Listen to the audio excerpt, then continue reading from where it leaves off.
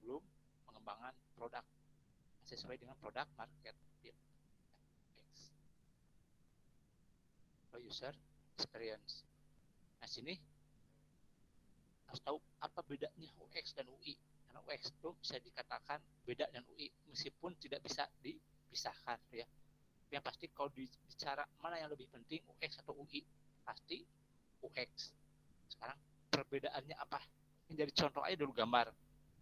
Nah sini ini contoh kalau user interface seperti ini di jalur biasa sedangkan user experience. Nah ini contohnya tuh ya pakai jalan pintas.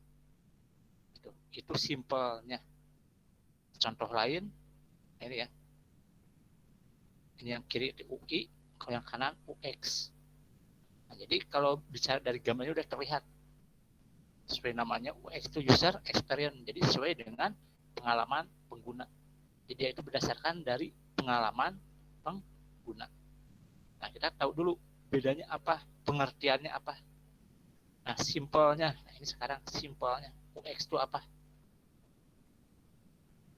Sering dengar UI, UX. Nah, UX itu simpelnya itu proses mendesain produk. Nah, tapi pendekatannya ke pengguna. Jadi lebihnya ke pendekatan pengguna. Nah, dengan pendekatan ini ya, pendekatan pengguna ini, jadi kita tuh bisa menciptakan produk yang sesuai dengan kebutuhan dan keinginan dari pengguna. Gitu. Jadi produk dengan desain UX yang baik itu dia akan menciptakan pengalaman yang menyenangkan bagi pengguna saat menggunakan produk. Produk ini bisa berupa aplikasi, layanan, dan lain sebagainya. Gitu ya. Jadi saat penggunaan produk kita itu jika sudah baik UX-nya, nanti pengguna itu jadi mudah dan nyaman saat menggunakan produk kita. Tuh. Nah sekarang apa UI? Nah sesuai namanya user interface. Nah, jadi bisa dikatakan berupa tampilan visual design sebuah sistem. Tapi dia itu merupakan bagian dari UX, ya tidak terpisahkan. Jadi UI itu bagian dari UX tapi berupa tampilan visual design. Jadi apa yang terlihat, misalnya kayak front end, nah itu UI, ya. Nah tampilan tersebut tuh memungkinkan nanti pengguna itu bisa terhubung dan berinteraksi dengan produk itu UI, ya. Nah, sekarang perbedaannya apa antara UI UX atau UX dan UI? Nah, yang pertama dari segi komponen. Nah, ini dari segi komponen. Nah, kalau UI itu dari segi misalnya contoh ada aplikasi, struktur desainnya, fitur-fiturnya, itu dan lain-lainnya. Itu. Terus tujuan, ini UI ya, masih UI dulu. Tujuannya itu membuat tampilan produk lebih menarik, itu UI. Nah, kalau secara UX, tujuannya itu memberikan kenyamanan bagi pengguna saat memakai produk. Ini tujuan komponen yang tadi ya, itu navigasi, struktur desainnya, fitur-fitur. Sedangkan UX itu misalkan animasinya. Maaf ya, UX itu usability-nya, navigasi, struktur, fitur, aksi desain ya. Itu. Sedangkan kalau UI itu lebihnya ke misalkan warnanya, tipografinya, buttonnya seperti apa, animasinya, itu. Itu untuk UI. Nah sekarang fokus. Nah fokusnya kalau UI itu seperti dikatakan fokusnya pada tampilan yang bagus. Nah, jadi fokusnya itu kalau UI itu tampilan yang bagus. Dengan UX itu fokus pada kenyamanan pengguna. Itu. Nah di sini kalau yang namanya UI itu dia itu berdasarkan konsep produk. Jadi dia itu lebihnya itu berdasarkan konsep produk. Jadi desain itu berdasarkan riset, tapi risetnya riset desain berdasarkan konsep produk. Berbeda dengan UX, yaitu desainnya berdasarkan dari riset pengguna. Itu bedanya. Dan dari segitu sekarang tuh perangkat yang digunakan, alat digunakan. Contohnya misalnya kalau untuk UI itu desain grafis, seperti itu yang untuk desain grafis seperti contohnya Plinto, Principle, PrimeX, Adobe Illustrator itu UI. Yang untuk UX itu caranya itu misalkan digunakan dia itu untuk prototyping misalkan Sketch, InVision, Figma, Adobe XD, Azure, ya Axure itu untuk UX. Nah, dari tahap pengembangan aja untuk UI itu biasanya berupa mockup. Kalau untuk UI, nah dia kan lebihnya ke tampilan. Sedangkan untuk UX itu berupa wireframe, sketsa, ya dan prototype. Nah, terus dari segi skill, nah di sini tuh kalau untuk UI lebihnya dibutuhkan tuh desain grafis, creative thinking, yaitu ya desain branding seperti itu. Yang UX itu lebihnya ke riset, critical thinking. Kalau tadi creative thinking, ini critical thinking. Tuh. Tapi tetap di UX juga dibutuhkan creative thinking juga, tapi dia juga dibutuhkan critical thinking, analisis, problem solving, nah itu di UX gitu. Nah, sekarang kenapa penting? Nah, sekarang kenapa UX itu penting? Dalam pengembangan produk kita atau pengembangan aplikasi atau layanan kita tuh. Ini yang pertama itu untuk bisa menghasilkan produk yang dibutuhkan pengguna. Jadi benar-benar dibutuhkan oleh pengguna. Tuh. Jadi tadi karena fokusnya ke pengguna, jadi memfokuskan itu desainnya pada pengalaman pengguna. Nah itu. Jadi benar-benar kita tuh menghasilkan produk yang fitur-fiturnya itu memang dibutuhkan oleh pengguna. Itu ya. Itu yang pertama. Dan yang kedua itu meningkatkan kepuasan. Nah, ini kepuasan pengguna terhadap produk. Ya contoh misalkan ini juga masih hampir sama ya UX-nya. Contoh misalkan produk kalau tampilnya buruk, sulit digunakan, nah itu bisa jadi kan bisa jadi ditinggalkan oleh pengguna. Tapi beda misalkan udah tampilannya bagus, mudah digunakan, mudah dipahami, nah itu sudah langsung akan meningkatkan kepuasan pengguna. Nah itu bisa juga nanti menarik pengguna lainnya seperti itu ya. Nah berikutnya itu bisa juga meningkatkan penjualan dan bisnis. Nah tadi mudah digunakan, meningkatkan kepuasan secara tidak langsung bisa meningkatkan penjualan dan bisnis. Nah, itu kenapa? Karena bisa memberikan pelayanan yang optimal kepada pelanggan. Nah, jadi secara tidak langsung tuh kita sudah bisa menjalankan strategi peningkatan bisnis, bisa menarik pelanggan, secara langsung menarik pelanggan, bisa meningkatkan ke hal penjualan. Itu.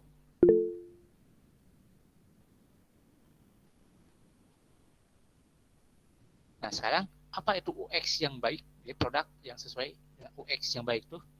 Nah, di sini ada usability, reliable, adaptability, desirable. Nah, sesuai usability ya, kegunaan. Nah, sesuai namanya, kegunaan. Jadi produk kita itu harus mudah digunakan. Ya, artinya itu jadi pengguna itu bisa menggunakan fitur-fitur yang ada misalkan di produk kita, ada di aplikasi kita. Nah, tanpa membutuhkan usaha yang berlebih. Itu usability. Nah, berikutnya yaitu valuable. Nah, di sini berarti harus memiliki nilai. Nah, bernilai di sini maksudnya itu berarti fitur-fitur yang ada pada produk kita itu sudah sesuai dengan kebutuhan pengguna.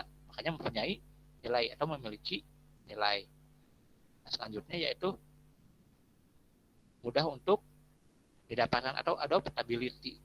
Nah, di sini sesuai namanya mudah untuk didapatkan. Kenapa? Jika sudah produk misalnya sudah bernilai, memiliki nilai, seharusnya mudah untuk didapatkan. Ya, soalnya mudah dibeli, mudah misalnya contoh kalau aplikasi mudah diunduh.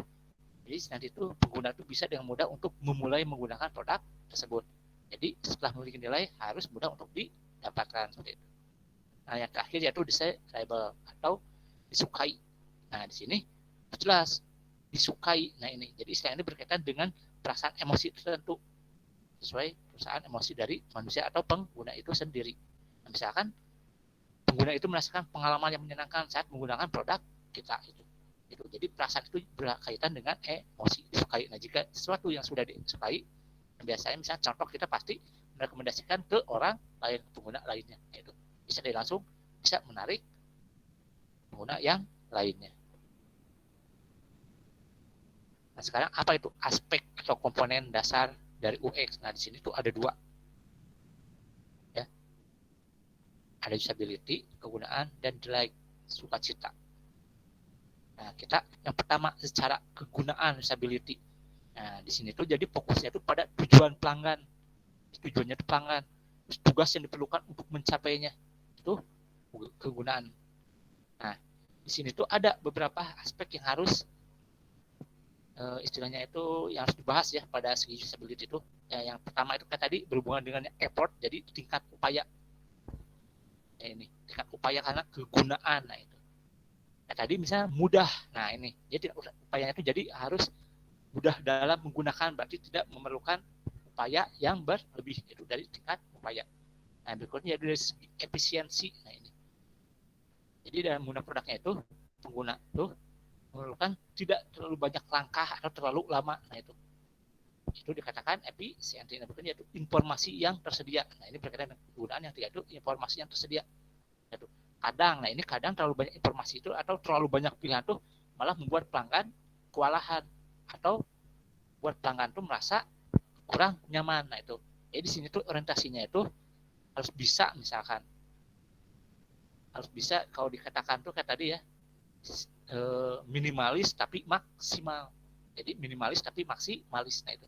Jadi jangan sampai informasinya pengen lengkap tapi terlalu banyak, membuat pengatur kewalan. Udah aja intinya saja itu ya. Yang penting yang namanya pengguna itu bisa paham apa maksud dari yang ingin dicapai itu, seperti itu.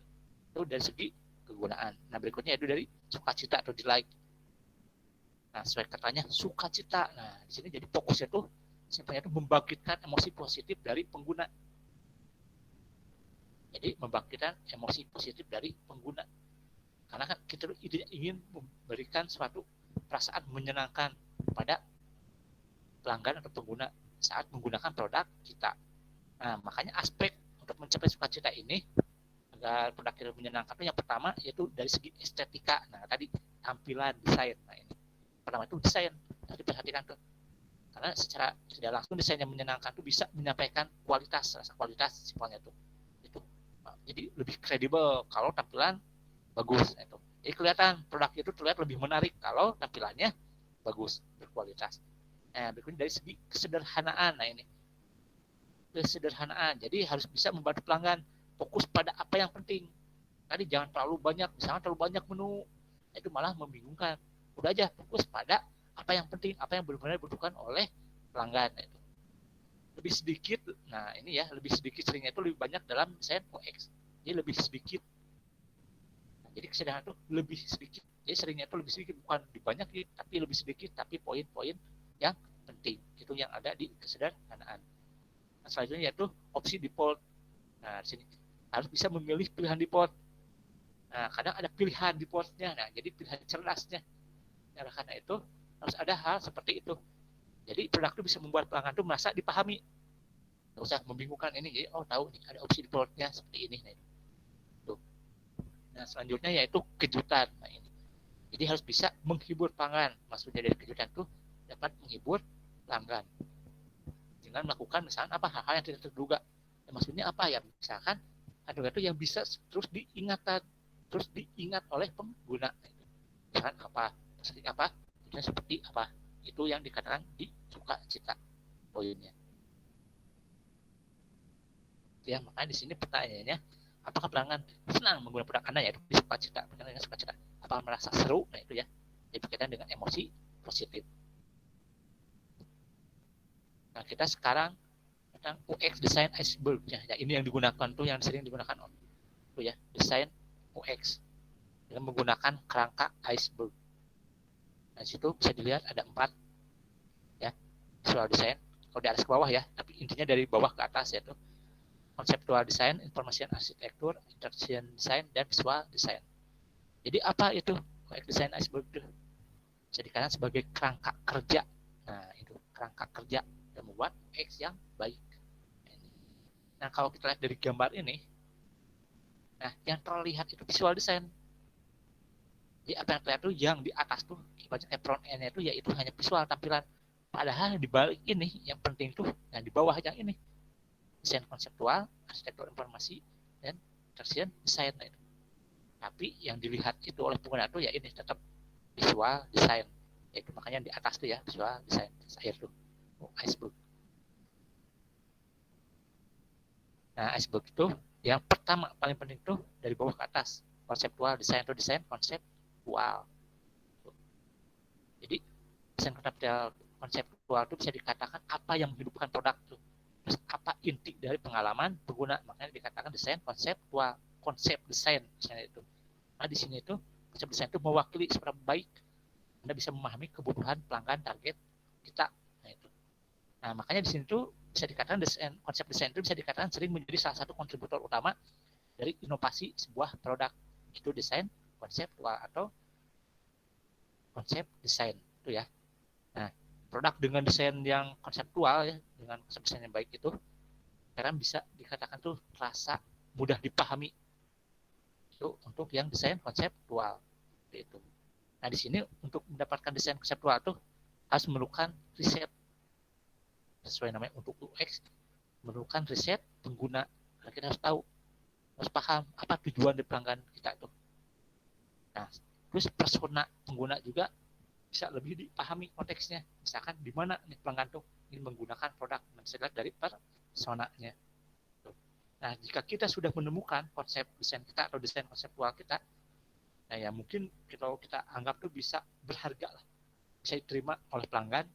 Nah, makanya kalau udah ada desainnya, ini saatnya kita mengatur produk. Selanjutnya setelah konsep, tadi yang mengatur produknya seperti apa.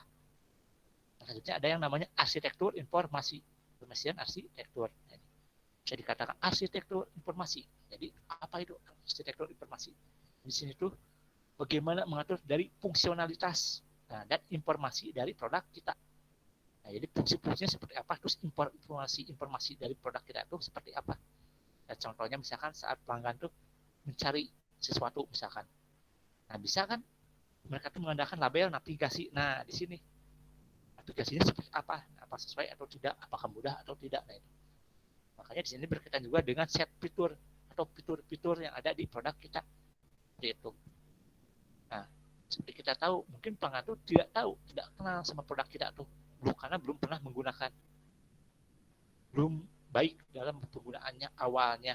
Nah, makanya gimana caranya, meskipun pengguna awal baru menggunakan, tapi dia bisa memahami cara menggunakannya, membuat pekerjaan pengguna itu lebih mudah. Nah, ini di arsitektur informasinya harus baik. Dia itu mengatur bagaimana fungsionalitas dan informasi dari produk kita itu berjalan dengan baik. Tuh, ya.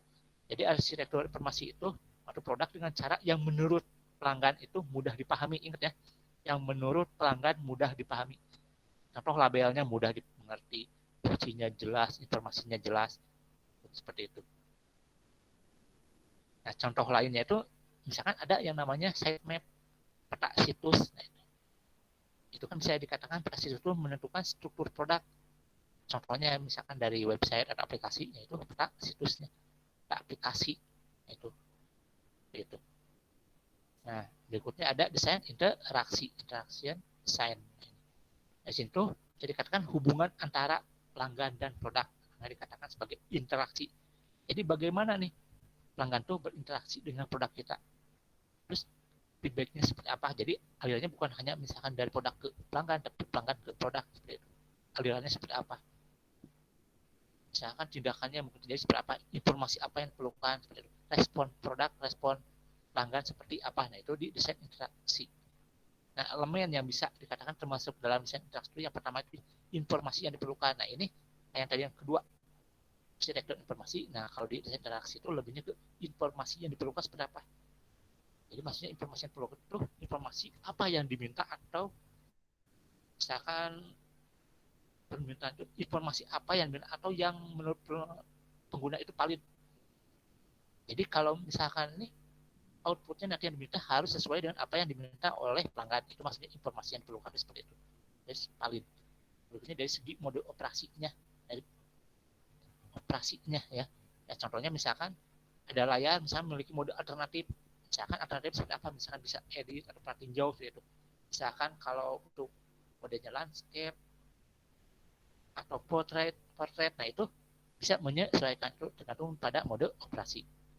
Nah, selanjutnya ada yang namanya status produk. Nah, situ jadi ada status produk. Karena beberapa produk itu kadang memiliki status yang berbeda. Ya, beberapa produk itu memiliki status yang berbeda, membatasi. Nah, ini. Jadi apa yang tidak dapat dilakukan oleh pelanggan. Nah, itu. Jadi ada batasan produk itu. Jadi jelas, oh mana ada yang bisa dilakukan oleh pelanggan, ada apa yang tidak dapat dilakukan oleh pelanggan. Yang terakhir ada feedback. Nah, jadi harus ada feedback produk itu. Jadi produk itu harus dapat merespon. Ya, saya langsung bisa mempengaruhi cara pelanggan memandang produk.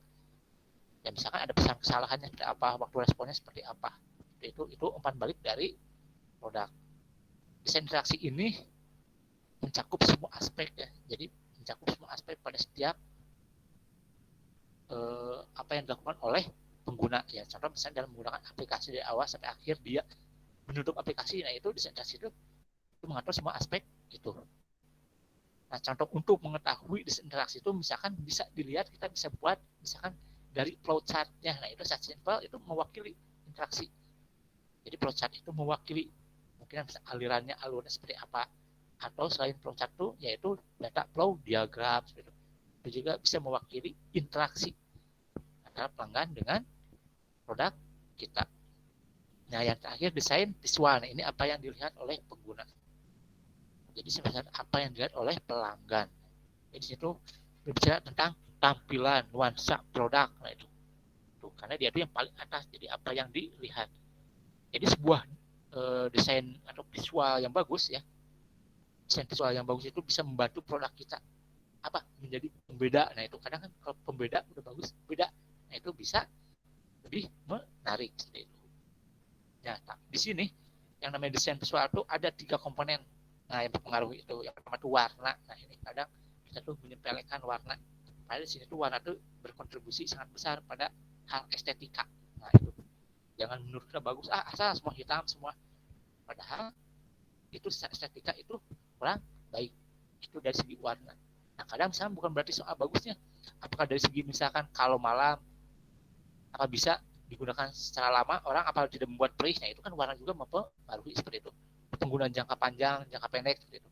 Kalau untuk warna cahaya yang rendah, nah itu diperhatikan juga itu di warna itu ya. Nah, seharusnya itu ada tipografi atau topografi. Nah, itu berarti lebihnya ke hierarki visualnya, susunannya, tampilan teksnya. Itu topografi. Jadi sampai misalkan tampilan seperti apa layarnya, nah misalkan hurufnya besar betul, nah itu harus disesuaikan, topografinya jelas, nah itu seperti itu ya. Jadi kita tuh harus menghindari menggunakan terlalu banyak ukuran teks. Nah, itu kadang ada yang besar kecil gitu, jadi terlalu banyak. Ya harus konsisten, misalkan untuk header ukurannya misalkan 14 ya 14 semua untuk header seperti itu. Untuk isi misalkan konten misalkan 12 pokoknya misalnya 12 semuanya seperti itu. Jadi harus konsisten. Nah, selanjutnya yaitu ada yang namanya gambar dan ilustrasi. Nah, ini penting juga dalam desain visual itu gambar dan ilustrasi. Nah, karena ini bisa dikatakan menggambarkan, secara langsung menggambarkan dari produk kita. Nah, terus produk kita itu termasuk jenis apa? Nah, itu bisa dikatakan dari gambar dan ilustrasi itu bisa menjelaskan hal itu secara tidak langsung. Nah, kadang malahan gambar itu bisa membuat perbedaan besar. Nah, yang membedakan dengan produk yang lainnya. Nah, seperti itu. Makanya di sini kita harus menggunakan gambar dan ilustrasi dengan yang sebaik-baiknya. Tuh, ini di desain expert itu ya. Nah, di sini kalau ditanya apakah hanya itu? Nah, dari expert tuh 4 ternyata masih ada satu. Nah, ini sebenarnya hal simple tapi sering dilupakan. Ya, ini copy, istilahnya tuh copy. Nah, ini tuh copy. Copy itu apa? Saya tidak, itu adalah teks yang digunakan produk untuk berkomunikasi. Ya, contohnya apa? Ya, ini contohnya bisa berupa seperti label. Nah, ini kadang deskripsi. Nah, ini instruksi pesan. Nah, ini sederhana tapi nah ini sangat dibutuhkan oleh pengguna itu. Ini jadi dari 4 tadi ya sebelum itu ada yang terakhir itu yang namanya copy. Seperti label, deskripsi, instruksi dan pesan. Itu dari yang iceberg. Nah, sekarang apakah sudah sesuai nah produk kita itu sesuai dengan produk market fit? Nah, itu ada yang terakhir itu kan tetap nanti harus ada di tes seperti itu. Nah, tadi apakah benar-benar UX itu memegang peranan penting ya. Nah, contoh aja dari gambar seperti ini. Dari segi kegunaan ini. Nah, sebenarnya kalau dibilang simple, UX itu simple. Kenapa simple? Betul. Kalau udah makanya simple, tapi pas pengembangannya, nah itu kan butuh riset pengguna. Ya, contoh di sini, saus. Kalau full, oke, masih bisa ya. Kayak UI, tinggal buka, langsung keluar. Yang UX, juga sama keluar. Tapi misalkan sausnya makin sedikit. Nah, ini yang jadi masalah tuh. Kalau yang UI, ada yang paling bawah, dibalikan, harus menunggu. Sampai turun. Kita goyang-goyang. Nah, itu kan, itu bikin ribet. Nah, saya langsung berarti kan kesel pengguna tuh, harus oke, bisa emang dibalikan. Nah, betul, bisa dibalikin ini. Karena secara fungsinya dia bukan untuk balikin. Nah, dari segi informasi aja, jadi berbeda. Nah, itu. Jadi sebenarnya ini simpel, cuma dibalikin, cara label dibalikin. Simpel, itu UX, karena sesuai dengan pengalaman pengguna. Kalau ini kan, sausnya pasti terus ada di bawah. Tinggal buka, udah pasti keluar. Karena dia udah ada di paling bawah. Kalau bagian ya paling atas gitu. Jadi itu UX gunanya tuh meningkatkan kepuasan, mudah dalam penggunaan. Itu simpelnya. Jadi kalau katakan apakah mudah? Enggak. Tadi butuh riset terhadap pengguna. Itu untuk UX. UI itu lebihnya ke desain konsep. UI itu bagian dari UX. Itu. Kalau tadi UX yang baik udah ya, usability, valuable, adaptability, yang terakhir itu desirable ya. Nah, bagiannya sekarang yang UI. Yang baik itu apa? Nah, tadi Capon ini berarti harus konsisten hubungannya untuk yang UI. Responsif. Nah, tadi misalkan layar dibalik itu juga berhubungan dengan UI. Responsif seperti itu. Itu contoh UI yang baik. Karena dia itu bagian dari UX juga. Jelas, ringkas, itu UI harus seperti itu. Tuh, itu dari UI-nya. Itu ya. Jadi makanya di sini tuh kalau dikatakan sering kayak misalkan kayak aplikasi web dibutuhkan front end, back end. Nah, itu sebenarnya seperti itu. Ada yang UI, ada UX. Nah, itu. Kalau bilang mudah, UX itu nggak mudah. Butuh riset. Berbeda dengan UI. Sebelumnya desain konsep. Udah, pengen produk seperti ini, tampilnya seperti ini. Udah, selesai itu dari segi UI. Nah, ini juga tadi. Bukannya UI yang baik itu, salah satu tadi bisa meningkatkan. Nah, puasan, pelanggan. Nah, itu. Nah, makanya di sini, karena dia itu ujung aspek terakhir, nah makanya di sini harus jalan dengan baik. Tapi tetap aja UX nggak akan tercapai jika yang poin-poin sebelumnya tidak tercapai. Karena di kan intinya tadi itu UX harus sesuai dengan yang diinginkan oleh pelanggan. Tapi jika nah ini nggak sesuai, tetap aja nggak mungkin kita dicapai UX sesuai jika fitur setnya juga kita posisinya nggak sesuai. Nggak mungkin akan didapatkan UX yang sesuai. Tetap ini kan dari bawah. Target customer oke, kita udah dapat, resep nya juga udah dapat kita, tapi pas kita ke produk, nah ternyata dari sini value propositionnya nggak sesuai. Kalau tidak sesuai, oke, value propositionnya misalkan sesuai dengan fitur setnya, tapi ternyata tidak produk market fit karena produknya tidak dibutuhkan oleh pelanggan, tidak dibutuhkan oleh market. Ini akan menjadi hal yang sia-sia. Makanya tetap aja di awal tuh harus betul dari awalnya target customer-nya seperti apa. Nah, kayak sebelumnya harus sesuai visi misi perusahaan itu harus jelas dulu apa targetnya apa. Nah itu seperti itu. Terus underserved need-nya apa yang belum dibutuhkan seperti apa. Nah baru dari situ bisa dibuat jadi proposition sesuai dengan target dan kebutuhan dari pelanggan target kita. Nah setelah proposition jadi langsung kan akan dibuat nanti fitur-fitur seperti apa, desain fiturnya seperti apa. Nah dari situ baru dibuat UX-nya yang sesuai setelah value proposition-nya dan fitur set-nya benar. Nah, nanti baru UX itu sebelum pengembangan produk atau dirilis, nanti pasti akan dites. Dites itu balik lagi nanti ke awal, yaitu ke target customer kita apakah benar udah sesuai atau belum. Nah, seperti itu. Jadi harus ada feedback-nya. Oke, kita UX. Kita merasa udah benar nih, pas UX. Ternyata pas dites, nah ternyata masih ada kekurangan. Nah, bisa jadi ini salahnya di apa? Nah, bisa jadi di nomor 2-nya targetnya udah benar, tapi pas poin-poin nomor 2-nya kurang memahami kebutuhan dari pelanggan kita sendiri. Akhirnya karena kurang memahami, makanya value proposition-nya itu tidak lengkap. Kalau value proposition itu tidak lengkap, fitur setnya oke, sesuai dengan proposition. UX-nya oke, sesuai dengan fitur setnya, dengan proposition-nya. Tapi ternyata pas tes tidak sesuai dengan apa yang diinginkan oleh pelanggan. Nah, itu juga bisa dikatakan hal yang merugikan. Mungkin bisa dikatakan tidak mubazir banget, tapi kan kita harus balik lagi, evaluasi lagi hal seperti itu. Nah, makanya hal seperti ini lebih baik itu difokuskan dulu yang poin di marketnya 1-2. Nah, lebihnya itu di nomor 2-nya. Kita itu di sini. Benar-benar apa kebutuhan, benar-benar yang dibutuhkan. Apa kebutuhan itu dari pelanggan itu. Di penekanan itu di nomor 2. Bilang poin paling penting, jadi 2. Dapat targetnya. Nah, target sekarang apa yang benar-benar dari target kita? Itu. Nah, intinya kan nanti yang sesuai dengan kebutuhan pelanggan. Nah, tetap di sini intinya itu nomor 2. Meskipun semuanya ya ini bisa dipisahkan. Tetap bicara paling penting yaitu di marketnya yang nomor 2 underserved itu ya.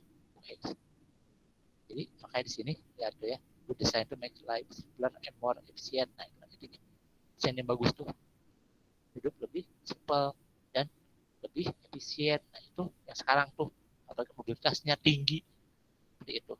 Ya. Nah, di sini UI, UX. Nah, yang dikatakan tuh awal tuh UX dulu, user experience. Pengalaman pengguna, maka digali lebih tuh pengalaman seperti apa, pengguna seperti apa, yaitu di under subject-nya. Kebutuhannya udah dapat. Nah, langsung pengalaman pengguna seperti apa.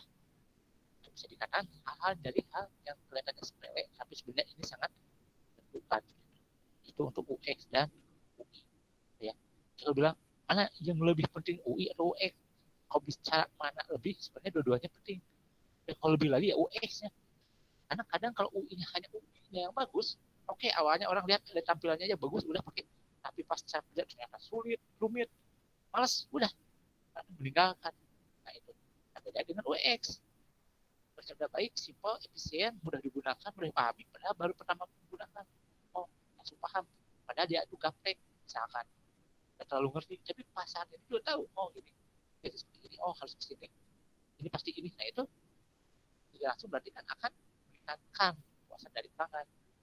Itu. Nah, contoh misalkan, atau misalnya di aplikasi Gojek lah, buka Grab, ya di menunya ya, misalnya kalian kita lah, misalnya itu membukanya lewat mobile, smartphone, lihat menunya. Nah, orang tuh udah tahu pas lihat, misalkan kayak GoFood, ini gambar aja dari gambar udah tahu kita, oh ini buat makanan. Karena gambarnya itu misalkan gambarnya apa? Sendok garpu. Nah itu situ udah tahu. Misalkan gorain, oh ini apa udah tahu. Itu jadi dari icon aja udah tahu orang, oh ini untuk apa seperti itu. Terus contoh lain UX itu apa? Misalkan saat memesan, lihat seperti apa ini. Terus misalkan kita memesan Gojeknya, gorain, ya lihat alamat, nah itu saya tahu misalkan lokasi ini udah tahu ini sampai ini berapa dengan nyampainya berapa lama ini, terus misalkan drivernya sedang perjalanan mau datang, nah itu kan langsung user experience. Karena sama kayak tadi Gojek itu kenapa sangat nomor satu, karena dia itu betul-betul di UX-nya bermainnya, di UX, jadi punya divisi sendiri. Dikatakan Gojek itu punya divisi sendiri, yaitu untuk UI dan UX. Nah di situ tuh dia bisa dikatakan tuh dia itu jadi apa ya, mengeluarkan uang yang tidak kecil untuk UX-nya. Kan bisa lihat di ya saya kasih linknya.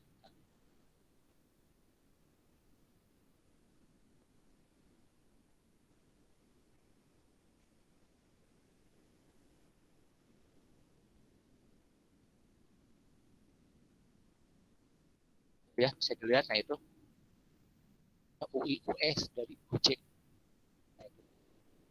Kalian bisa baca di situ, lihat ya dari story-nya tuh, lihat ya.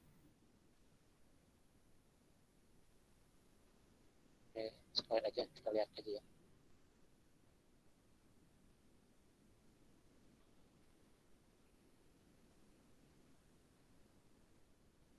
Nah, ini ya, ini story of Gojek UI UX-nya. Ini tampilan dari awal nih, versi 1, versi 1,5, versi 2. Nah, sini ada nih, karena itu produk yang baik itu adalah produk yang tidak hanya mampu memberikan manfaat secara fungsi atau fungsional, juga memberikan pengalaman, nah, experience, berarti ke UX yang lainnya terhadap pengguna. Dengan demikian pengguna akan memiliki keterikatan emosi, ya tadi kan ada emosi positif dengan produk dan cenderung menggunakan produk tersebut secara terus menerus. Nah ini karena kalau udah baik, pengalaman experience pengguna mudah digunakan, itu mudah digunakan, mudah dipahami, terus saya tidak akan memiliki keterikatan emosi, tidak langsung akan digunakan secara terus menerus, bahkan akan nah misalkan dikasih tahu ke yang lainnya, rekomendasikan seperti itu. Itu bisa dibaca, lihat ya persaingannya ya, terutama dalam produk mobil app. Nah, ini masuk di Indonesia. Nah ini salah satu elemen penting UI dan UX. Jadi kebanyakan para konsumen itu tidak peduli. Nah, ini. Jadi kebanyakan tidak peduli apa yang terjadi di balik layar. Mereka nggak tahu, pokoknya apa yang tampil makanya. Jadi apa yang mereka itu yang bukannya ini, yang mereka lihat, alami dan rasakan. Nah, makanya di situ desain UI UX itu yang berperan. Apa yang lihat, nah, mereka nggak tahu di belakang itu. Nah, itu yang berperan sangat penting tadi itu aspek itu ya, desain konten, konsepnya, konseptual, arsitekturnya, desain interaksinya, ya. Makanya di situ nah tuh sangat menyadari peran UI UX. Nah, sini Gojek memiliki departemen infrastruktur. Nah, jadi tidak hanya berisi developer, namun juga desainer. Nah, itu ya, ke UX-nya gitu. Itu ya. Jadi seberapa pentingnya sini, makanya dia sampai punya departemen sendiri. Nah, itu makanya awalnya hanya bidang transportasi. Awalnya hanya bidang transportasi. Ini udah yang lainnya logistik, delivery, lifestyle, banyak beragam. Nah, semakin beragam, makanya harus ada proses redesign lagi. Tadi kan penyesuaian lagi. Tadi kan versi 1.5.2. Nah, ini berarti kan UI UX-nya juga akan redesign dan dapat menghasilkan fungsi tersebut tuh dalam satu genggaman. Jadi Gojek itu makanya dia itu dikatakan unicorn nomor satu sekarang tuh di Indonesia itu Gojek. Tuh ya. Tuh. Kita baca aja sendiri ya.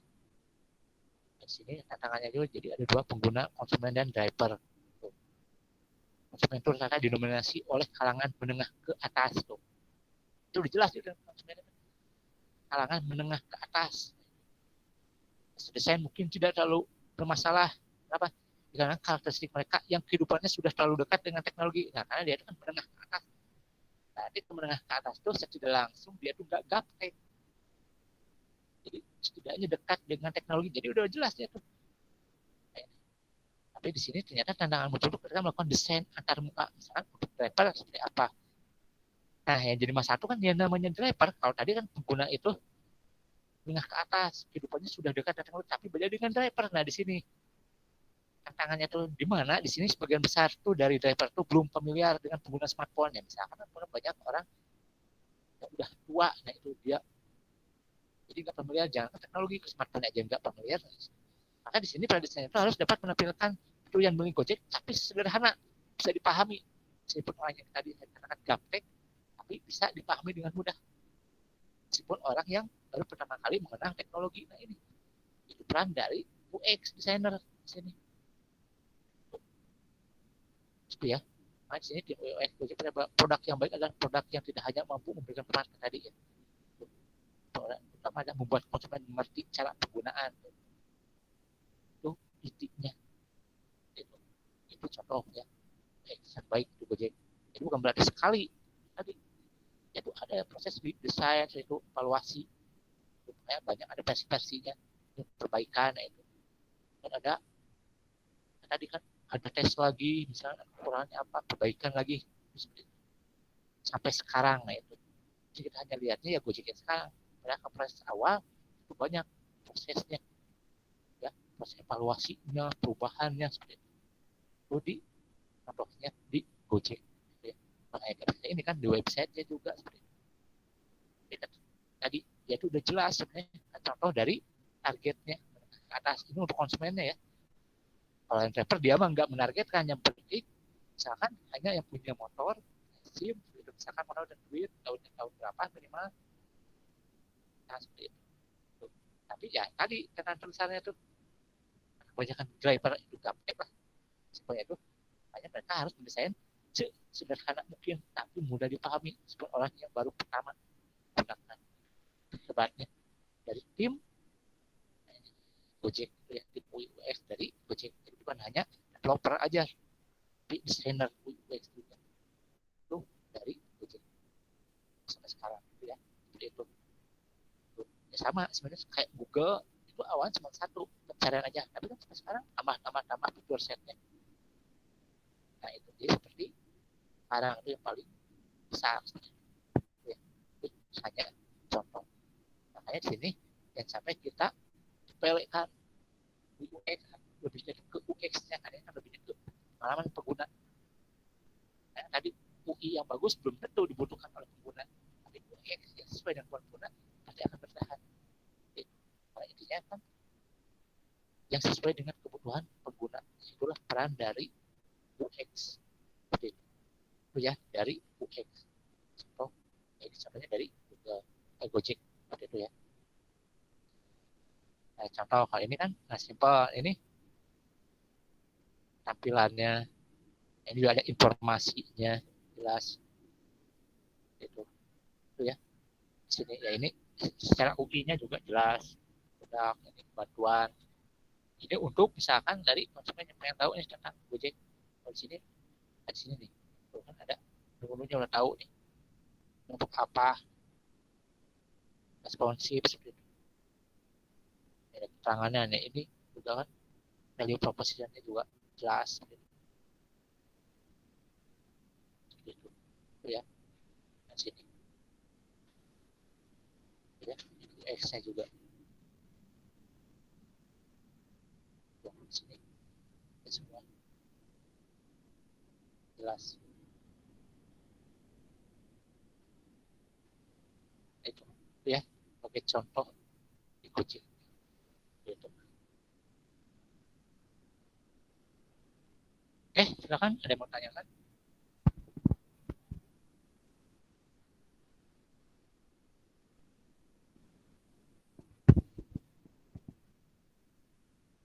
Simple ya, OS tuh sederhana, tapi ya tidak sederhana itu.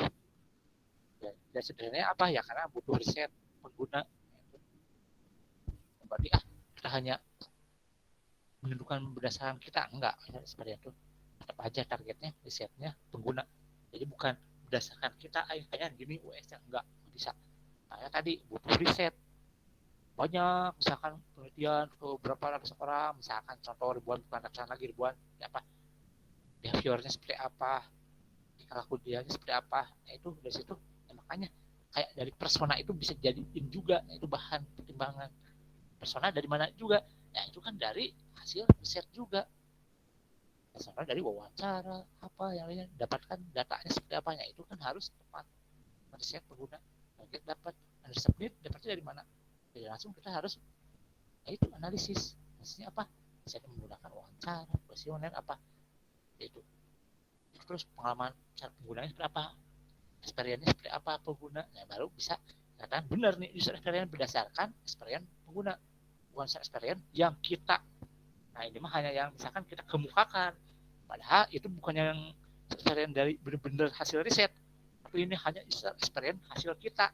Itu yang salah. Kalau UI oke, boleh menurut kita, karena kan sesuai dengan konsep desain, tapi UX nggak bisa seperti itu. Tetap harus berdasarkan riset pengguna. Gitu. Silakan, ada mau tanyakan?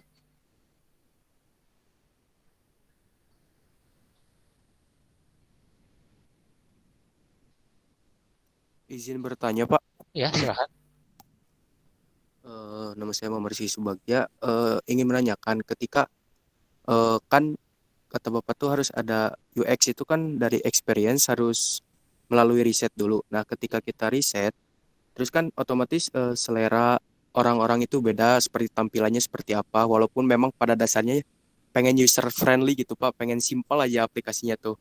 Tapi selera orang tuh beda-beda. Nah, untuk menyesuaikan perbedaan dari selera user dan juga untuk improve ke depannya, pengembangannya itu seperti apa ya, Pak? Terima kasih, Pak.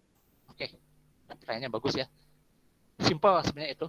Kayak gini lah, misalkan dari 10, misalkan orang tuh ada 10 ya, yang tidak suka tampilan kita tuh ada satu, yang 9 setuju. Kamu mau ngikutin yang satu atau yang 9? 9, Pak. Ya seperti itu. Jadi jangan memaksakan itu. Jadi kalau bilang pasti nggak ada yang benar-benar semua itu suka, nggak ada. Nggak mungkin semuanya suka, itu nggak mungkin.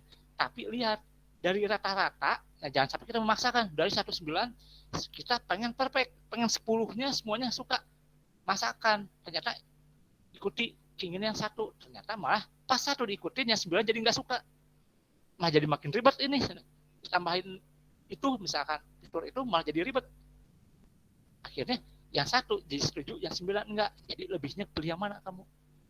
Itu jadi kalau bilang secara pasti nggak ada yang sama. Nah, di situ makanya dari semua itu kan makanya tadi nanti itu ada tes.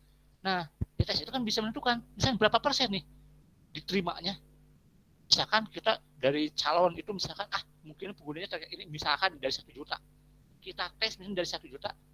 Misalkan udah sebagai sampel 100.000. Dari 100.000 itu berapa persen yang bisa menerima produk kita.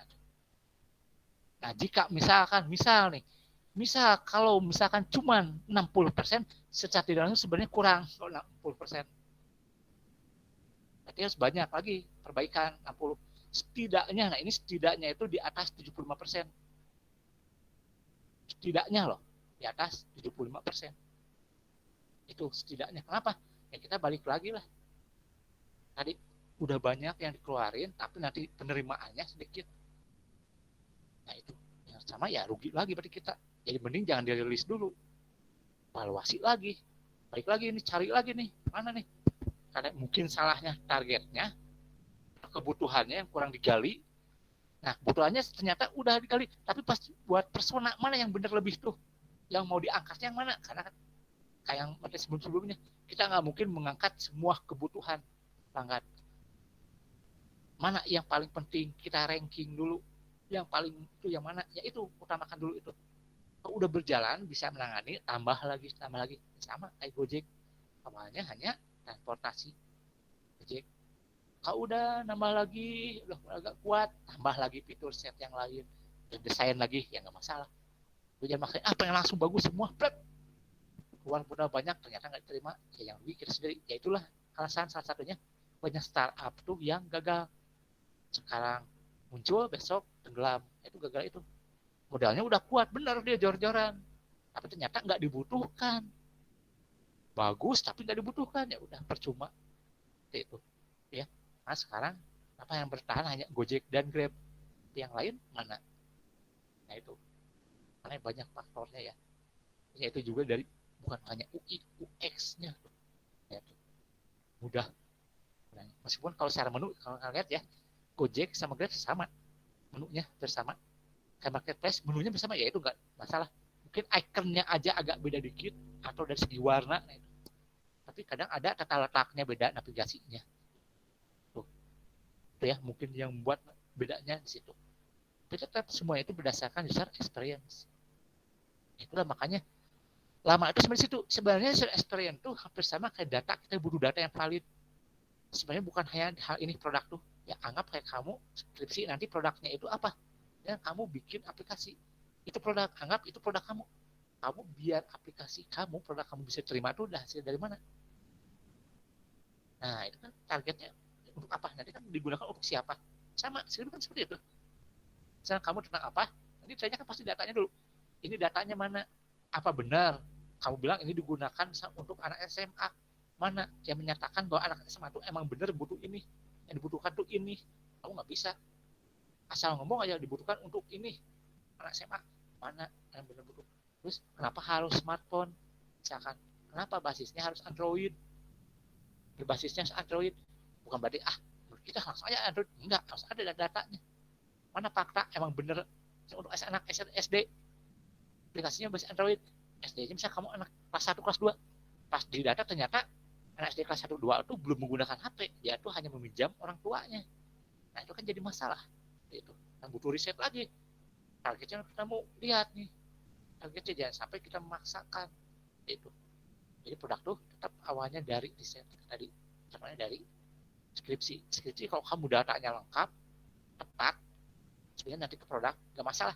Produk nggak sesuai nggak masalah selama itu jujur, atau bisa dikatakan hasil dari emang dari data fakta yang telah kita lakukan riset.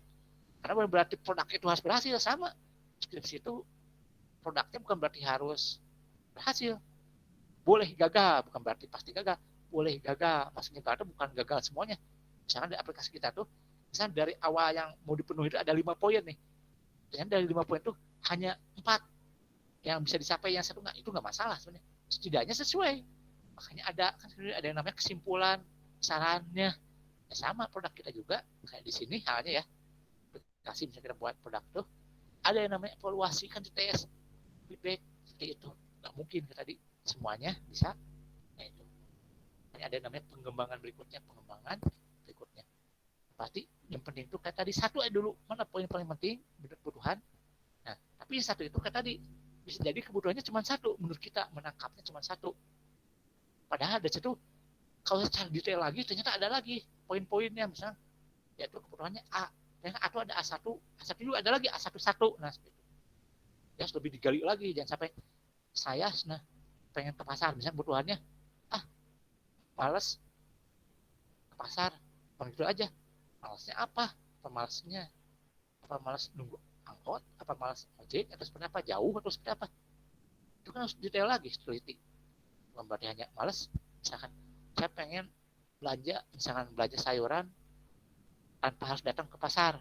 Misalkan, oke, kamu langsung bikin aplikasi, misalkan jadi khusus untuk sayuran, misalkan belanja, misalkan kita aja langsung, tapi nggak detail lagi. Maksudnya tuh apakah hanya itu yang dibutuhkan? Kamu langsung buatnya aplikasinya smartphone. Wah, pokoknya udah canggih. Ternyata kan penggunanya ibu-ibu.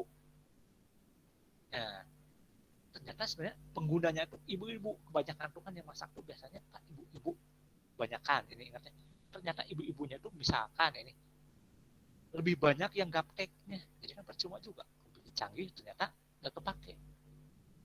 Nah itu. Jadi sudah harus ada riset lagi. Ini penggunanya siapa? Ini nih seperti apa? Nah itu. Jadi sederhana, minimalis tapi maksimalis. Jadi orang yang gaptek pas awal menggunakan langsung paham bisa. Nah bisa seperti itu. Itu sebenarnya yang susah tuh. Itu riset lebih jelas lagi. Jadi, itu. Seperti itu. Ya, emang susahnya awalnya emang di awal sebenarnya susah tuh. Kan dari yang betul-betul dibutuhkan permasalahannya. Yang benar-benar permasalahan, bukan masalah masih secara umum sebenarnya. Ya, karena kan kadang beda. A dikatakan A masalahnya, oke kita buat yang A. Pas ini tes bukan A yang gini, ternyata dia tuh pengennya A-nya tuh A1. Nah, itu kan jadi beda lagi. Pas udah dibuat oke A1, kita buat lagi A1. Pas datang penggunanya lagi bisa tes lagi seperti ini udah A1. Bukan A1 kayak gini, saya pengennya A11. Nah itu kan harus digali lagi. Jadi yang benar-benar sampai itu detail-detailnya seperti apa. Seperti itu. Ya, jadi harus menggali lagi. Itu yang susah tuh. Kita harus bisa menggali. Kenapa? Karena nggak semua itu kayak pengguna itu dia bisa menceritakan. Kadang dia itu tahu maksudnya apa, tapi dia secara penyampaiannya susah. Nah, berarti harus cara kita nih, bisa nggak kita menggali apa yang benar dibutuhkan oleh target kita itu, apa yang benar-benar dibutuhkan, kebutuhan apa yang benar-benar dibutuhkan. Nah itu susahnya itu menggali. Jadi nggak semua orang bisa, susah. Gitu. Tadi ya susahnya kalau orang nggak bisa ngomongnya, dia tuh tahu maksudnya, tapi ngomongnya jadi beda. Kadang seperti itu. Yang ada di otaknya itu A, keluarnya B. Kadang ada yang kayak itu, jadi makin bingung. Katanya, nah gini, oke, B. Ini bukan gini, yang benar bukan B. Karena yang ada otak dia sebenarnya A. Penyampaiannya yang salah. Nah, itu ya. Kalau bilang tuh susahnya itu data. Tadi data juga lebih baik, itu kan lebih banyak, lebih bagus. Contoh misalkan kamu untuk mahasiswa STTB, misalkan kamu buat produk itu untuk masuk STTB aplikasi, kamu setidaknya harus jangan sampai misalkan kamu cobanya ke kelas kamu doang. Bisa jadi kalau kelas kamu kemungkinannya diterimanya lebih besar. Kenapa? Karena semuanya kan udah kenal kamu, misalkan kelas. Nah udah, ya aja lah. Tapi coba ke semua yang ada di STB mahasiswanya, baik itu mahasiswa DKP, baik itu yang mahasiswa baru, meskipun dia alumni. Terima nggak? Ternyata pas kamu ini, kalau di kelas misalkan penerimaannya 99% misal. Jadi pas di tes misalkan, ke total semua mahasiswa STB, meskipun termasuk yang alumni, ternyata penerimaannya cuma 5%. Bisa jadi seperti itu. Nah, itu berarti belum valid, ini belum bisa. Jadi belum banyak menggali. Ya, makanya tadi data tuh dari banyak nih. Misalkan STB mahasiswanya misalkan nih totalnya ya, tadi termasuk alumni misal nih 1.000. Ini contoh aja misal 1.000. Nah dari 1.000 itu, kalaupun kamu misalkan 800 nerima, 200 enggak, itu masih baik. Saya terima, tadi kan berarti 80%. Jangan sampai dari 1.000 itu ternyata misalkan 60% nggak terima, jadi 600 nggak terima, ya itu berarti ada masalah, itu belum terpenuhi. Tadi ya tadi baik lagi selera pasti beda, benar selera. Nah, tadi pasti beda-beda, ya nggak masalah. Misalnya dari 800 mau nerima, yang 200 itu yang beda-beda seleranya, 200-nya beda semua, nggak masalah. Yang penting 800 kan udah terpenuhi, berarti bisa diterima. Cuman jangan sampai kita sampai nunggu sampai 100%, ya itu yang nggak akan bisa, selamanya nggak akan bisa sampai 100%. Itu ya. Itu. Jadi setidaknya 75% ke atas itu udah kelihatan baik. Apa? Ya kita baik lagi lah. Pengguna 75% itu kan setidaknya apa yang udah kita keluarkan misalnya dari modal semua. Nah, itu seperti itu bisa balik lagi. Beda kalau 50% itu mungkin masih jauh 50% ya. Atau menengah. Oke, silakan. Ada lagi yang mau tanyakan?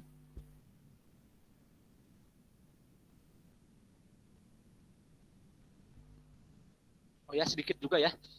Kalau mungkin kalian berpikir ya, programmer itu bayarannya lebih besar, salah. Yang lebih besar tuh desainer. Mungkin kalian nggak tahu ya. Jadi bayaran itu pak lebih gede yang desainer UI UX ya dibandingkan programmer. Padahal programmer itu pekerjaannya kalau bisa dikatakan lebih susah. Jujur aja. Tapi kan programmer cuma udah tahu nih dari analisis ya, sistem analis kayak gini. Pengen kalau kayak gini munculnya seperti ini. Udah ada desainnya. Ini munculnya oke. Yang ngoding dia nggak masalah. Dia kan hanya mengikuti. Tapi kan sebenarnya susah. Paling banyak loh kerjaannya sebenarnya. Tapi desainer kelihatannya simpel, dibayar gede. Tapi sebenarnya susah. Kenapa? Kayak tadi, set ke pengguna. Bisa nggak diterima. Nah itu udah sesuai nggak dengan kebutuhan. Nah itu makanya di sini tuh ya contoh kayak simpelnya, ya contoh mahal tuh ya desain hubungannya, contoh misalnya logo nih, logo nih kayak logo ya, saya akan nyebutnya ada provider ini yang logo baru, saya akan nyebutin logonya apa ya, provider apa, sudah saya tahu siapa yang ini ya, yaitu anak pengajar juga sekarang ya, yaitu nah dia itu bikin logo, idenya dari apa, dari bayangan, dari bayangan. Jadi dari bayangan huruf tuh, kalau pas bayangan jadi huruf yang lain. Dia itu logonya, katanya simple, itu 200 juta. Itu awal. Tapi bukan berarti hanya total 200 juta, udah selesai. Enggak. Ada perpanjangan. Ibaratnya kayak menyewa lah. Nah itu. Jadi perpanjangan tiap tahun ada bayar lagi berapa. Masih dipakai. Itu logo loh. Ya, makanya kan banyak kompetisi logo. Karena yang namanya logo kenapa mahal? Nah karena unik, harus otentik logo tuh. Gitu. Dan sampai sama kayak yang lain. Enggak. Tapi mencerminkan juga kan branding kita. Ya, logo itu bukan berarti asal bagus tampilnya aja. Enggak. Tapi mewakili misalkan dari perusahaan kita, visi misinya seperti itu dari logo doang loh, kelihatannya doang, padahal makanya yang kalian suka gambar, kalaupun kalian misalkan pusing nggak mau jadi programmer, nggak usah maksa jadi programmer, mau jago desain, kalau menurut saya justru peluangnya lebih banyak di desain sekarang tuh, bukan di programmernya, karena desain itu ya itu butuh ide, nah itu terus cek pengguna, nanti programming mah sama gitu-gitu aja sebenarnya menurut saya ya, ya emang gitu-gitu aja meskipun kalau bedanya ada teknologi baru, iya benar teknologi baru tetap aja seperti itu, tapi beda di desain tuh, nah tadi kan harus sesuai kebutuhan, coding mah mengikuti kalau udah tahapan analisis desain, makanya kan analisis desain baru coding tuh, coding itu terakhir baru testing, makanya di atasnya ya programming tuh ada desain, ini udah membuktikan bahwa desain tuh lebih penting sebenarnya banding dari coding. Ya contoh misalkan kita akan bisa belum jadi nih aplikasinya, tapi kita udah buat nih prototype-nya, kayak mock up-nya. Oh ini nanti kalau seperti ini klik muncul seperti ini, orang kan jadi paham.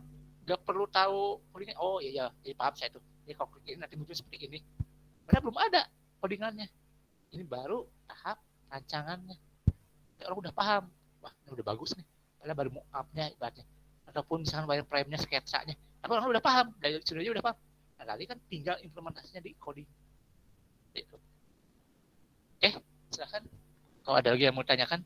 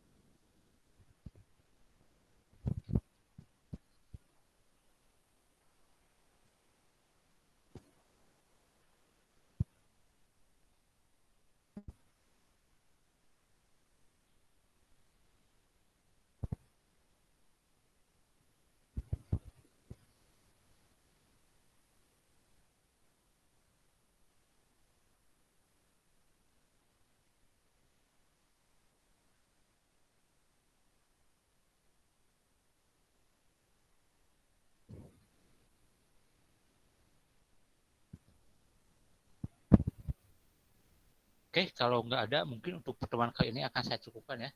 Minggu depan tuh, insya Allah, tentang tesnya. Nah, itu. Ya, apakah bisa diterima atau tidak, berarti kan produk kita tuh harus dites. Balik lagi ke target customer kita. Ya, insya Allah pada pertemuan berikutnya. Oke, untuk pertemuan kali ini akan saya cukupkan ucapan Alhamdulillah. Wassalamualaikum warahmatullahi wabarakatuh. Waalaikumsalam. Waalaikumsalam warahmatullahi wabarakatuh. Waalaikumsalam.